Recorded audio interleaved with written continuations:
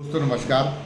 उत्तर प्रदेश विधानसभा के चुनाव होने में अब कुछ ही महीने शेष रह गए। वैसे तो चुनाव जो 2027 के शुरुआती महीनों में ड्यू हैं, लेकिन अब ये कहा ही जा रहा है कि भारतीय जनता पार्टी का इरादा और मुख्यमंत्री योगी आदित्यनाथ का इरादा ये चुनाव अक्टूबर से, इसी वर्ष अक्टूबर से दिसंबर महीने के बीच में करा लेने का है। लेकिन उत्तर प्रदेश में सबसे बड़ी जो सवाल है चुनाव के संदर्भ में, सब सुगबगाहट हो गई है। हर पार्टी अपने अपने तरीके से जातिगत समीकरण बैठाने की कोशिश कर रही। इन सारी कोशिशों के बीच, इस पूरी आपाधापी के बीच में भारतीय जनता पार्टी को लेकर इस बात का मंथन हो रहा है कि क्या ब्राह्मण वोट जैसे पिछले चुनावों में मिला है, 2014 के चुनाव 2014 के बाद जो चुनाव हुए हैं, जितने भी चुनाव हुए उत्तर प्रदेश में, उन सब में जिस तरीके से भारतीय जनता पार्टी को ब्राह्मण समुदाय का समर्थन मिला है, क्या वो समर्थन ये जो विधानसभा के आने वाले चुनाव में ये बरकरार रह पाएगा या इस समर्थन में कहीं ना कहीं सेध लग जाएगी। वजह क्या है इन चर्चाओं की? वजह ये है कि पिछले कुछ दिनों से एक नैरेटिव गहराया हुआ है बड़ा ज़बरदस्त तरीके से, और वो नैरेटिव ये है कि योगी आदित्यनाथ ब्राह्मण विरोधी, ये नैरेटिव बड़ी तेज़ी से फैला है। और ये नहीं कि केवल विरोधी दल के लोगों ने फैलाया हो, इसमें खुद भारतीय जनता पार्टी के भी जो योगी से प्रतिद्वंद्विता मानते हैं, उनकी भी भूमिका भी कम महत्वपूर्ण नहीं रही।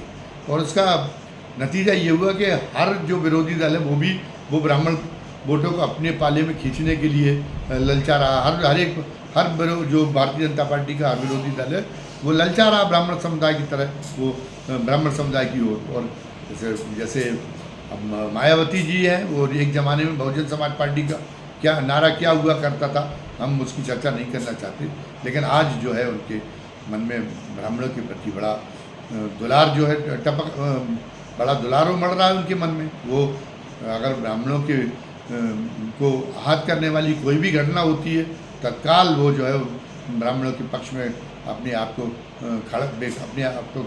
खुद स्वयं खड़ी दिखाई देने लगे। इस तरीके के उनके बयान आने लगते। ब्राह्मणों की पक्षधरता जिस तरीके से ब्राह्मण नेता नहीं करते, उससे ज़्यादा मजबूती के साथ में वो करते अखिलेश यादव हैं। उन्होंने समाजवादी पार्टी में वैसे तो पीडीए का नारा दे रखा है, लेकिन जब से ये नैरेटिव ने जोर पकड़ना शुरू किया योगी के ब्राह्मण विरोधी होने का, तब से यह है कि समाजवादी पार्टी की भी कोशिशें हो गई कि ब्राह्मणों को भी ब्राह्मणों का भी एक वर्ग को हत्याया जाए, तो वो ब्राह्मणों के लिए भी वो भी मीठी बातें करने लगे, अखिलेश यादव भी। तो ये सब कोशिशें शुरू हो गई।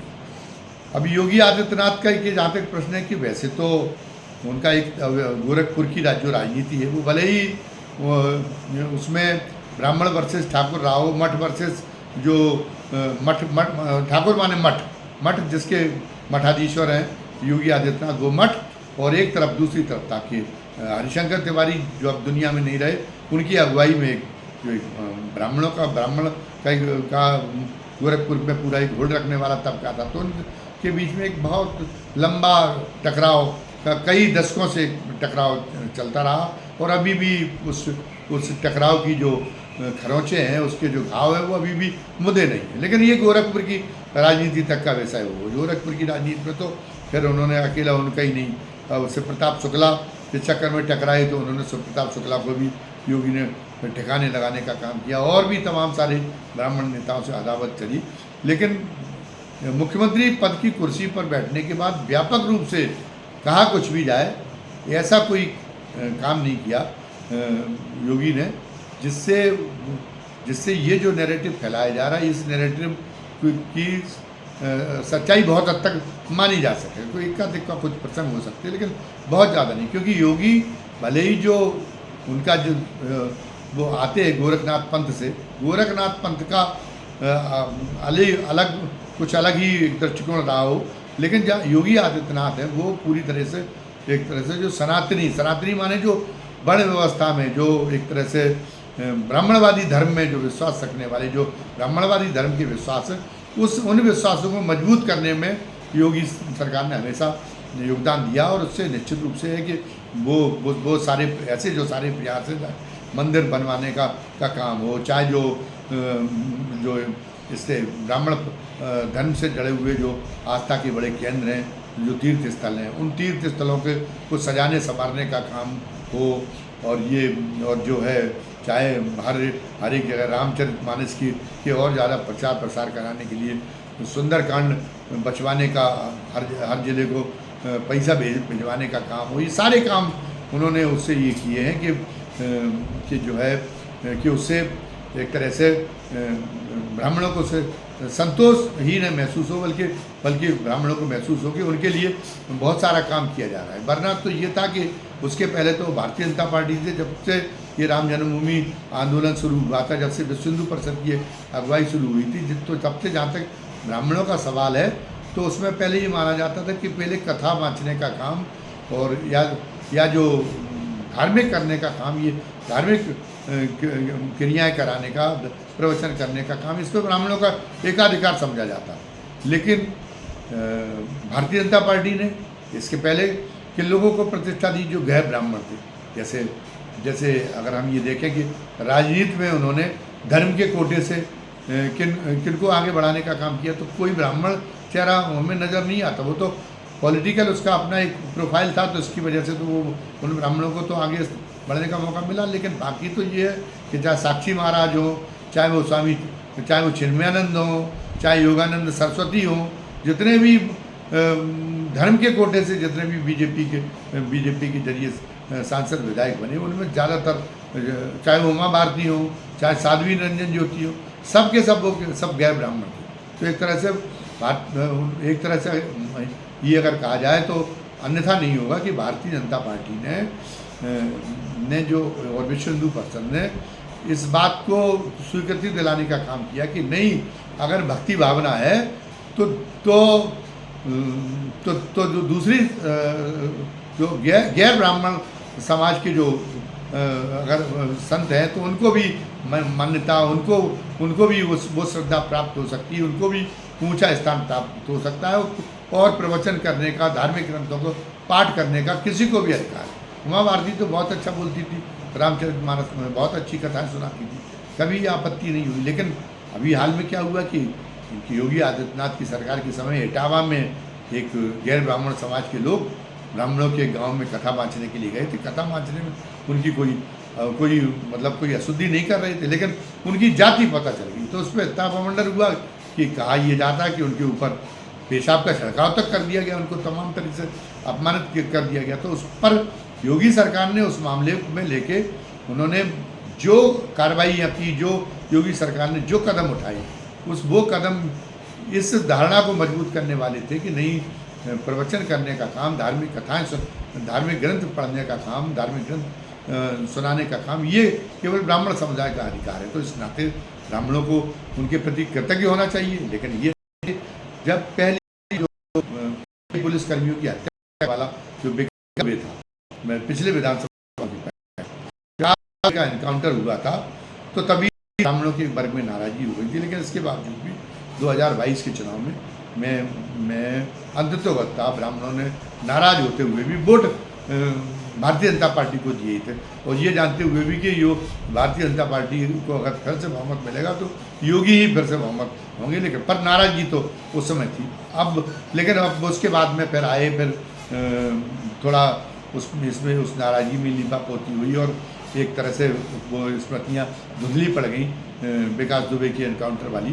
तो फिर एक वातावरण आने लगा, फिर ब्राह्मण रोने लगे। लेकिन अभी हाल में जो स्वामी अभिमुक्तेश्वरानंद से जो ठनी योगी की, उसके बाद में उन्होंने उन घावों को फिर कुचलने का काम कर दिया जो ब्राह्मणों के मन में लगे हुए।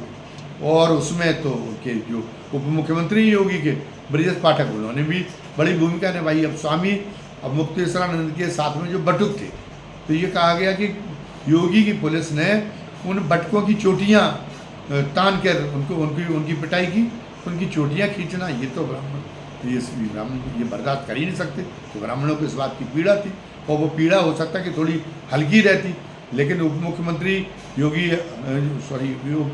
ब्रजेश पाठक ने अपने आवास पर बटकों के पैर पखारने का और उनको ससम्मान भोजन कराने का, जमाने का जो एक आयोजन कर दिया, उस आयोजन से तो ज़्यादा और ज़्यादा वो जो वो एक तरह से जो ब्राह्मणों को और ज़्यादा उकसाने की का उन्होंने अप्रत्यक्ष रूप से काम कर डाला। तो फिर ये चर्चाएं और ज़्यादा बढ़ गई कि योगी जो है ब्राह्मणों के प्रति ठीक भावना नहीं रखते, और वो ब्राह्मणों की वर्चस्व को, ब्राह्मणों की प्रतिष्ठा को कम करने वाले उनके काम हैं, और जो उनके जो है सम्मान के ब्राह्मणों के सम्मान के लिए योगी का बने रहना उचित नहीं। इस ढंग का जो है प्रोपेगेंडा वो बहुत ज़्यादा तेज होने लगा। तो ये था, पहले योगी परवाह नहीं कर रहे थे, लेकिन अब जब विधानसभा चुनाव नज़दीक आ रहे हैं तो फिर योगी ने भी इस बात की परवाह शुरू की है, और उसके तो फिर जो इसका जो एक तरह से संकट प्रबंधन के लिए जो प्रयास किए गए, उनका ये नतीजा है कि अब ब्रजेश पाठक के भी सुर बदल गए। ब्रजेश पाठक ने भी अब सार्वजनिक रूप से ये इस बात को मान लिया है कि योगी उत्तर प्रदेश के सर्वमान्य भारतीय जनता पार्टी के नेता और उनके भी नेता, वो अब उन्होंने ये जो है मैसेज देना शुरू किया है कि नहीं, वो योगी के नेतृत्व में काम करने के लिए तैयार हैं, और उस धारणा को एक तरह से ये मैसेज देके वो उस धारणा को मिटाने में सहयोगी बन रहे कि योगी ब्राह्मण विरोधी है। वो अब वो इस बात का वो भी अपना योगदान दे रहे हैं कि ये इस धारणा को उनको बिल्कुल ख़त्म किया जा सके। इस बीच में ये हुआ कि जो मनोज पांडे हैं, मनोज पांडे जो कि समाजवादी पार्टी में थे, समाजवादी पार्टी के मुख्य सचेतक थे, और राज्यसभा के चुनाव के टाइम पे वो क्रॉस वोटिंग कर गए थे। जो संजय सेठ एक जो उद्योगपति हैं, जिनको बहुत बड़े व्यवसायी हैं, जिनको जनता पार्टी ने निर्दलीय खड़ा कर दिया समाजवादी पार्टी को गच्चा देने के लिए, तो वो उनके पक्ष में और कई और विधायकों को साथ में लेके उनके पक्ष में वोट कर गए। तो उसके बाद में फिर उनको समाजवादी पार्टी से निष्कासित कर दिया गया था। तो अब उनके पास में कोई बंधन तो रह नहीं गया समाजवादी पार्टी में रहने का। तो अभी जो मंत्रिमंडल का विस्तार हुआ, तो मंत्रिमंडल के विस्तार में मनोज पांडे को प्राथमिकता के साथ में कैबिनेट में योगी ने अपनी कैबिनेट में शामिल किया। मनोज पांडे की विशेषता ये कि मनोज पांडे केंद्रीय गृह मंत्री अमित शाह की भी बहुत खास है। तो अमित शाह की जब खास है तो योगी को उनके प्रति सशंकित होना चाहिए, लेकिन योगी का भी को भी वो जो है उन पर बड़ा विश्वास है, और वो अपने लिए बड़ा उपयोगी शख्सियत समझते हैं। तो इसीलिए जितने लोग मंत्रिमंडल में शामिल हुए, उन मंत्रिमंडल में शामिल होने वाले लोग, तमाम सारे लोग महत्वपूर्ण पदों के लिए ललचाए हुए थे। और कुछ लोग आगे कि जितिन प्रसाद में जाने के बाद में जो PWD विभाग अतिरिक्त प्रभार के रूप में योगी ने अपने पास छोड़ा है, तो ये था कि इस मंत्रिमंडल के विस्तार के साथ ही मंत्रियों के विभागों का वितरण होगा। तो वो विभाग जो है केशव प्रसाद मौर्य खास तौर से चाह रहे थे वो उनको वापस मिल जाएगा। तो योगी ने ये बातें, तो इनमें कोई किसी बात को केंद्रीय नेतृत्व अमित शाह की भी मानी, लेकिन ये हमने कहा कि मनोज पांडे की खासियत ये कि उन्होंने उनका भी दिल जीत रखा है, अमित शाह का भी और योगी का भी दिल जीत रखा है। तो जो नए मंत्री बने, उन नए मंत्रियों में सबसे महत्वपूर्ण विभाग जो है वो मनोज पांडे को प्राप्त हुआ। और मनोज पांडे को उसके साथ ही मनोज पांडे ने भी इसका इशारा समझ लिया कि उनको जो योगी ने जो इतना महत्व दिया है, तो उनको योगी के इस विश्वास पर खरा उतरने के लिए क्या करना चाहिए। उनको ब्राह्मण वोटों के मन में योगी के प्रति जो किसी भी आग्रह है उसको दूर करने का काम करना चाहिए। यही इसकी जो है इसकी अदायगी होगी, ये उनके मन में भी ये बात है। तो उसके तहत अभी उन्होंने अपना एक सीतापुर के वो प्रभारी है, रायबरेली उनका गृह जनपद है। तो रायबरेली और सीतापुर के बाद में सबसे पहले उन्होंने अपना कार्यक्रम सुदूर बुंदेलखंड का कि जालौन जनपद में लगाया। तो जालौन जनपद में क्यों लगाया? क्योंकि यहाँ उनके एक बहुत ही सांगठनिक क्षमता के धनी एक उनके सेनापति हैं, बहुत बड़े समर्थक, पूर्व ब्लॉक प्रमुख है सुदामा दीक्षित, वो भी तो है ही। और एक तरह से जो ब्राह्मण जवान है उनकी केवल जालौन में नहीं, बुंदेलखंड के पास के उनमें भी उनकी ब्राह्मण युवाओं में बड़ी फॉलोइंग है। तो उन्होंने उनको उनका कार्यक्रम लिया मनोज पांडे का, और मनोज पांडे यहाँ पर आए। तो मनोज पांडे ने जो इरादा बना के आए, वो बड़ा इरादा बड़ा यहाँ पे कामयाब रहा। उन्होंने कई कार्यक्रम कराए सुदामा दीक्षित ने उनके, और हर कार्यक्रम में ज़बरदस्त भीड़ रही। और भीड़ में ये था कि 80% और 70% जो है वो युवा थे जो टूटे पड़ रहे थे। तो वो ये नहीं है, कोई उनका मन में ये नहीं थे कि वो कि मनोज पांडे से व्यक्तिगत रूप से वो उनके कोई ये हो कि नहीं मनोज पांडे से जुड़े हुए वो हमें योगी से नहीं। जगह जगह उन्होंने योगी के प्रति कृतज्ञता जताई मनोज पांडे ने, ताकि उनके युवाओं की युवा ब्राह्मण समाज के युवाओं के बीच में ये संदेश दे सकें कि हमारे प्रति जो आपकी जो आस्था है, वो आस्था की सार्थकता तब होगी जब आप योगी जी के प्रति भी उस आस्था को मजबूत करने का काम करें। तो एक जालौन जिले से उन्होंने एक शुरुआत की है मनोज पांडे ने, और उन्होंने ये जताया। इसके बाद झांसी गए, झांसी में भी कहीं ना कहीं उन्होंने ये भूमिका अदा की। उस समय झांसी में तो उनके कार्यक्रम ज़्यादा नहीं थे, लेकिन कहीं ना कहीं भूमिका उन्होंने अदा की है। और या पहला कौर ही मतलब उनका बड़ा जो इतना पहला कौर बिस्मिल्लाह पहला कौर ही इतना कामयाब रहा है, पहला कदम ही इतना कामयाब रहा है। तो अब वो मनोज पांडे उत्साहित हैं, और मनोज पांडे अपनी वफादारी को साबित करने के लिए और उन्होंने ये यहाँ संकेत दे दिया कि वो उसमें जुटेंगे।